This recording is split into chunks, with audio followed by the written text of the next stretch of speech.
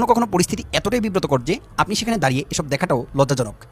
এই যখন অবস্থান, তখন মাজারের রমরমা দেহ ব্যবসার আরও গভীরে যাওয়ার চেষ্টা করি আমরা। এনে চলে আপনি এনে প্রোডাকশনে কাম চলে। আমি আবার এই কথা কই দিই যে ভালো ভালো বেটা রায় না, ভালো ভালো মুরগা মুরগা বিটে রায় না, আয় যাবি। এটা কি আপনি এখানেই হয় না বাইরে? বাইরে হয়, এখানেও ধরেন আপনি আছেন, আপনি চয়েস হয়েছে, আপনিও জায়গা কই যাবে, আপনি বোর্ডিং নিয়ে যাবেন, আগানে বাগানে নিয়ে যাবেন, ইটা খেতে নিয়ে যাবেন, তারপরে হগল হানে লয়ে যাবেন। আপনার ভালো লাগছে বিধায় আপনি লয়ে গেছেন, তাই না? আপনি ঘরে বউ আছে না আছে বলতে পারবেন না, পারবেন? মজা লাগছে লয়ে গেছেন। একবার ভাবুন তো, ক্যামেরার সামনেই যদি এমন অবস্থা হয়, তাহলে আড়ালে আবডালে কি চলছে? পরিস্থিতি থেকে খানিক সময়ের জন্য হলেও আপনার মনে হতে পারে আপনি মাজারে নয়, হয়তো ভুলবশত কোনো পতিতাপল্লীতে ঢুকে পড়েছেন। চলুন মাজারের এই রমরমা দেহ ব্যবসার দরদামটা একটু জেনে নেওয়া যাক।